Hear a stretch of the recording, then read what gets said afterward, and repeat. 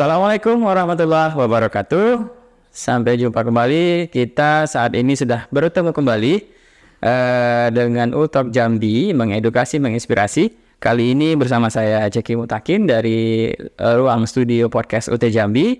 Dan kita sudah kedatangan salah seorang pengurus kelompok belajar dari Kabupaten Tanjung Jabung Timur, ya, salah satu daerah paling ujung dari Provinsi Jambi. Nah, kali ini kita akan mengangkat tema dengan strategi menjadi pengurus Pokjar berprestasi menuju 10.000 mahasiswa untuk UT Jambi. Baik, kami persilahkan dari pengurus dari Tanjung Jabung Timur untuk berkenalan. Silahkan Bapak. Assalamualaikum warahmatullahi wabarakatuh. Waalaikumsalam warahmatullahi wabarakatuh. Perkenalkan, nama saya Japrizal MPD. Saya adalah pengurus Pokjar 1 Kabupaten Tanjung Jabung Timur. Dan saya juga berdomisili di Tanjung Jabung Timur. Oke, ya, mungkin pemirsa para mahasiswa-mahasiswi yang berasal dari Tanjung Jabung Timur sudah cukup familiar, ya, sangat kenal sekali dengan Bapak satu ini, ya, Pak Japrizal, ya. Baik Pak Japrizal, sebelum kita memulai saya ingin memberikan informasi bahwa Universitas Terbuka, dalam hal ini UT Jambi, UT adalah perguruan tinggi negeri ke-45 di Indonesia yang diresmikan pada tanggal 4 September 1984 oleh Presiden kedua saat itu Bapak Soeharto. Dan saat ini UT sebagai sebuah perguruan tinggi dengan sistem belajar jarak jauh telah memiliki 4 fakultas, diantaranya Fakultas Ekonomi, Fakultas Hukum, Ilmu Sosial dan Ilmu Politik, kemudian Fakultas Sains dan Teknologi, dan Fakultas Keguruan dan Ilmu Pendidikan. Sejak tahun 2004, UT membuka jenjang magister pada program Pasca Sarjana. Sejak tahun 2019, UT membuka program doktor, manajemen, dan administrasi publik. Nah, untuk menunjang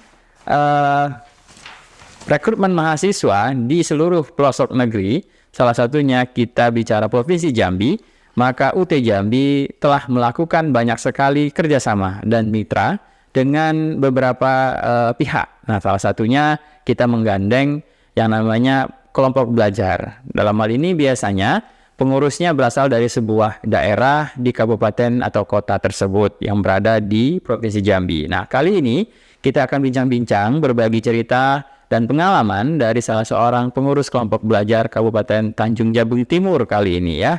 Nah, Pak Japrizal, saya ingin bertanya ini. Bagaimana sejarahnya pertama kali atau di tahun berapa pertama kali menjadi pengurus Pokjar untuk UT Jambi? Silakan Pak Jap. Ceritakan ini Pak, ya. Boleh, silakan.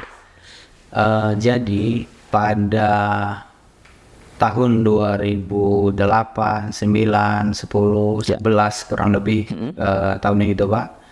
Jadi saya melihat di Kabupaten Tanjung Jabung Timur itu banyak mahasiswa kuliah gitu Pak. Oh. Tiap hari Minggu gitu kan. Oh, begitu ceritanya, ya. Jadi saya bingung ini kampus apa? Iya, oke.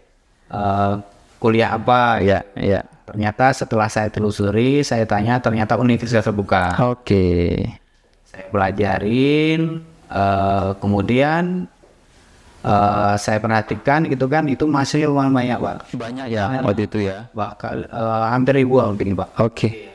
Cukup kaget ya mungkin Pak Jap, ya. Kok ada mahasiswa Sabtu Minggu kuliah, ya, dan jumlahnya banyak. Banyak.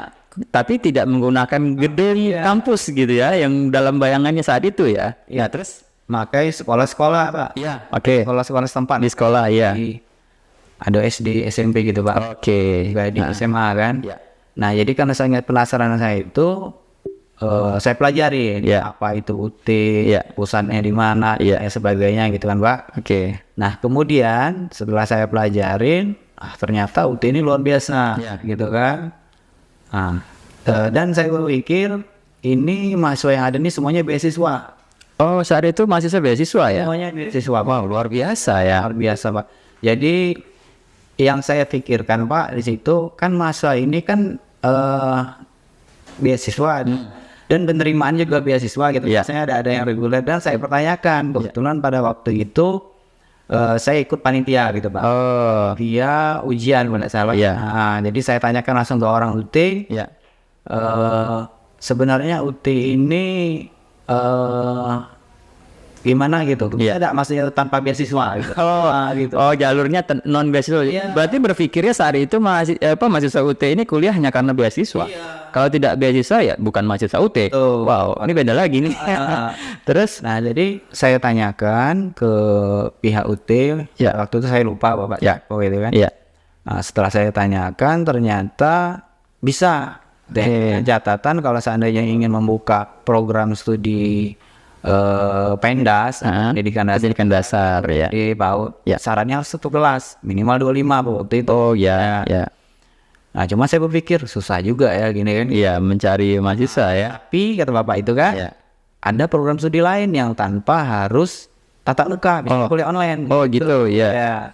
Jadi 1-2 orang pun bisa Pak direkrut gitu kan. Oke, tidak harus berkelompok tadi ya. Harus berkelompok. Nah, jadi di situ saya, wah ini cocok nih gitu ya. Boleh dicoba nih. Karena mengingat gini Pak, yang saya pikirkan yang beasiswa ini kan bakal tamat. Ya, mereka akan selesai. Mungkin selesai, tapi yang masuk nggak ada. Ya. Wah, saya pikir mahasiswa UT bakal habis nih. Iya. Waktu di Timur ya Pak ya, kalau lain saya tidak tahu. Bakal habis. Nah, di situ saya berpikir, saya coba-coba untuk membuka apa namanya tuh? Rekrutmen lah. Rekrutmen lah ya, pendaftaran. Jadi awalnya itu karena progres UT itu guru, pada waktu itu saya memang belum sih non penasnya itu nyambil. Karena pada waktu itu kan yang beasiswa kan banyak yang tidak diterima juga Pak. Iya. Jadi mereka yang tidak lulus beasiswa itulah sasaran saya. Tapi program studinya berubah atau tetap mengambil yang mereka inginkan dari awal Pak? Waktu itu kan saya sosialisasi dulu sih gitu. Cuman sambil saya menginformasikan selain PGSD Pak, ada yang lain, gitu. Boleh. Jadi saya dari satu ke sekolah lain pada waktu. Gencar juga Pak ya. Sambil jalan-jalan gitu Pak, sambil nyeritakan UT itu bagaimana. Gitu kan. Habis ternyata banyak yang bertanya Pak, banyak yang berminat bahwasanya bisa ya tanpa beasiswa. Jadi dikira masyarakat pada waktu itu masuk UT hanya lewat jalur beasiswa. Artinya kalau tidak lolos ya tidak bisa jadi mahasiswa UT. Betul gitu. Tidak ada jalur pendaftaran seperti kampus lain misalnya begitu ya. Karena memang pada waktu itu juga memang sosialisasi terkait masalah itu juga belum familiar Pak. Baik. Apalagi media sosial dan belum ada.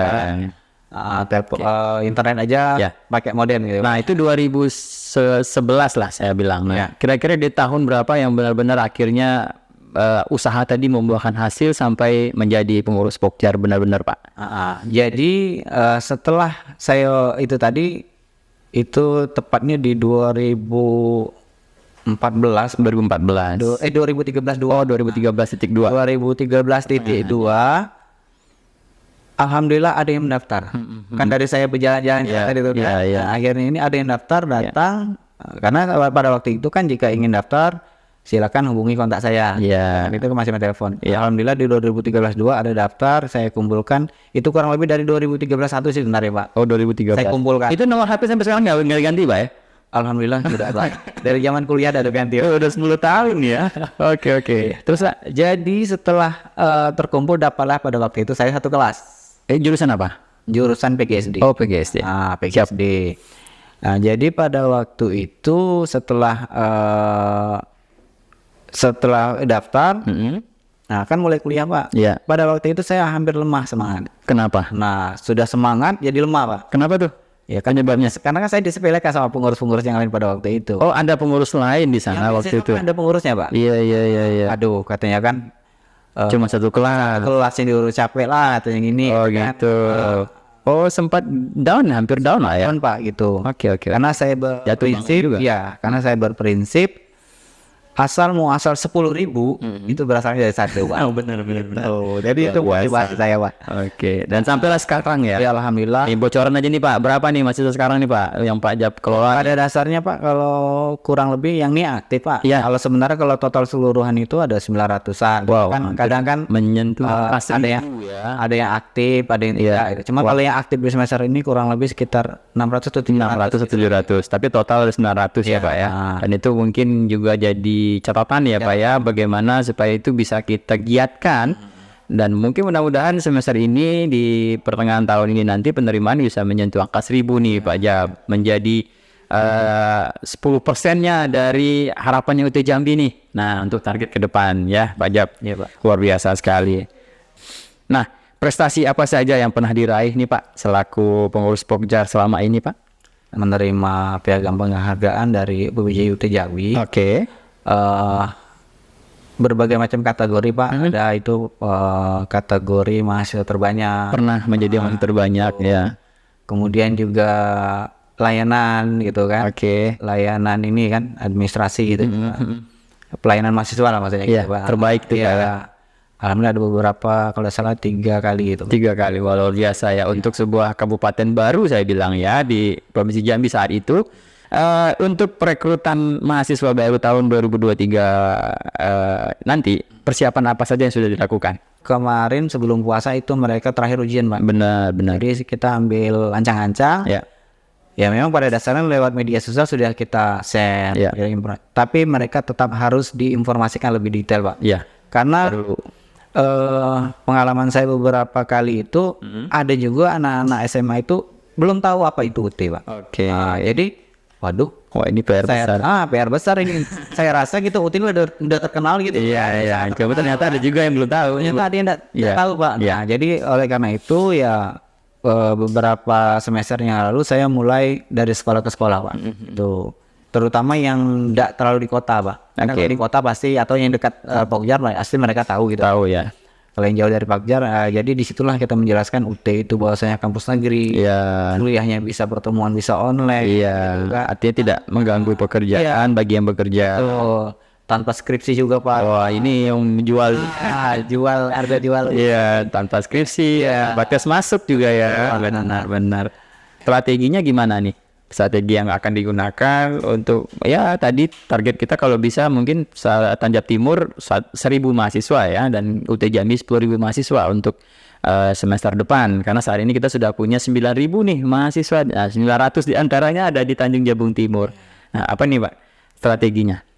Kan kalau kita nunggu ataupun ya menunggu yang datang gitu kan, itu kan berat Pak. Karena memang dari kesungguhan yang sungguh-sungguh. Bagaimana yang setengah-setengah? Iya benar. Yang kurang. Nah gitu. Jadi kami memfasilitasin jika mereka butuh informasi ataupun butuh bimbingan untuk saat pendaftaran kami siap. Kan untuk di Tanjab Timur itu kan Pak mungkin kabupaten yang cukup luas lah, mungkin kawasan kabupaten kotanya. Iya benar. Nah, kecamatan yang gitu kan. Iya. Nah, jadi misal di MIPA atau Sadu. Jadi saya setiap mereka bertanya ini bilang saya siap datang ke lokasi untuk membantu Bapak Ibu untuk melakukan pendaftaran ataupun sekaligus untuk sosialisasi gitu. Baik. Menjelaskan tentang UT. Jadi lebih kalau di Tanjung Jabung Timur ini lebih dekat ya Pak ya, lebih persuasif ya, datang langsung kemudian menyapa langsung ya karena memang daerah-daerahnya mungkin sebagian yang terluar tadi agak sulit dijangkau ya. Betul Pak. Jadi akhirnya kita lah yang menjangkau mereka ya Pak ya. Oke. Nah berikutnya mengingat UT ini tersebar di beberapa wilayah di Indonesia bahkan luar negeri, apa saja tantangan yang dihadapi nih selama ini Pak? Kalau menurut saya sih Pak, tantangan yang dihadapin itu ya pada dasarnya kan memang sebagian anak-anak yang lulusan SMA, yang lulusan SMA mereka itu rata-rata ingin kuliahnya itu ya kayak ngampus gitu. Itu sih sebenarnya karena satu sisi sebagian siswa atau calon mahasiswa itu mungkin boleh dikatakan 50%-nya gengsi Pak. Nah cuman dari tantangan itu saya juga sangat termotivasi jadi Pak ya. Nah jadi saya menginformasikan oke, Anda kuliah konvensional, keren, punya kampus, kuliah tiap hari, difasilitasi orang tua. Sudah selesai mau apa? Saya tanya kan? Kerja Pak. Kerjanya di mana? Ya di kantor desa gitu. Sebagian yang saya survei lah gitu Pak. Atau di Pemda. Kenapa nggak kuliah di UT aja kalau cuma itu? Taman SMA Anda honor. Saya bilang kan 4 tahun selesai kuliah Anda masuk database. Bilang kan atau bisa ikut P3K sekarang itu. Nah, jadi itu Pak. Artinya sama saja dalam hal pembelajaran dan hasil, tapi ini di UT beda lagi dengan sistem yang memudahkan bisa sambil bekerja dan biaya yang sangat terjangkau. Kalau mereka misalkan memutuskan untuk kuliah saja, itu bayangin berapa biaya ngekosnya, berapa biaya transportnya. Sementara kalau di UT kan tidak. Itu Pak ya. Oke. Siap, ini bagus nih. Kemudian sudah seperti apa dukungan dari pemerintah daerah untuk membangun sumber daya manusia daerah di Tanjung Jabung Timur sendiri, Pak?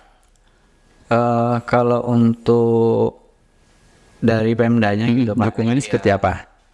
itu pada dasarnya di setiap desa itu kan Pak ada tuh kayak pemanfaatan peningkatan SDM. Oh, ada ya? Ada. Oke. Cuman terkadang dari desa-desanya itu yang tidak memanfaatkan Pak. Oke. Gitu. Paling mereka hanya melaksanakan kayak seperti diklat ini.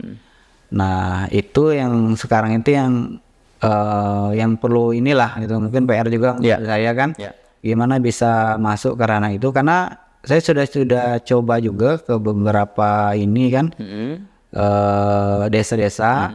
Kenapa nggak kuliah saja gitu kan? Biar lebih ini, atau UT juga ada yang bersertifikat itu Pak, yang Ya, program sertifikat pendidikan berkelanjutan. ya, Ya. atau itu saja daripada diklat-diklat yang mungkin kalau menurut saya hanya menghabiskan anggaran Ya. gitu kan. Lebih baik itu saja menurut saya. Oke. Nah, jadi mungkin itu PR juga Pak. Iya. Saya. Oh, jadi sudah seperti itu ya Iya. untuk pemerintah daerah ya, dari desanya ya sudah. Apalagi saat ini UT punya program untuk program studi ilmu pemerintahan itu ada pengakuan, Pak. Nah, pengakuan mata kuliah atau semester bagi perangkat desa. Ini juga akan kita terus kembangkan karena UT sendiri itu berdiri tujuannya tidak lain tidak bukan adalah bagaimana seluruh warga negara itu mengenyam pendidikan tinggi. Nah, jadi ke depan mungkin bisa kita manfaatkan ini layanan ini supaya juga bisa menambah angka partisipasi mahasiswa di Tanjung Jabung Timur dan dalam peran pemerintah daerah juga nanti membantu. Nah, terkait fasilitas apa saja yang sudah diberikan nih oleh Pokjar Tanjung Jabung Timur kepada mahasiswa dalam mensukseskan belajar mereka? Untuk kontak saya itu kita akan balas 24 jam 24 jam ya, non-stop ya, luar biasa. Ya, tengah malam, Ya. pagi Siap selalu gitu ya. Cuman dengan catatan terkadang kan ada yang pertanyaan itu yang harus dijawab oleh PBJJ. Ya, Jadi saya sampaikan, mohon maaf Ibu, jawabannya itu besok. Ya. Tunggu Pak Ceki, ntar dulu gitu ya. Nah, terakhir nih Pak Jab ya, setelah panjang lebar kita sharing, apa harapan Bapak terhadap UT, khususnya UT Jambi ke depan? Agar pengurus Pokjar ini ya terkait masalah rekrutmen gitu. Rekrutmen tadi, ya, bagaimana? Sebaiknya nih kalau menurut saya pribadi Pak, itu sebaiknya untuk mahasiswa itu sesuai domisili. Oke. Itu karena mengapa? Karena saya kan promosi nih. Ya. Nah, saya promosi, ayo silakan daftar. Ya. Nah, saat mahasiswa tersebut, calon mahasiswa tersebut daftar mandiri, itu bukan tercatat mahasiswa saya. Oke. Ya. Yang saya maksudkan, kalau bisa misal contoh gini, tanya Timur berapa nih mahasiswanya?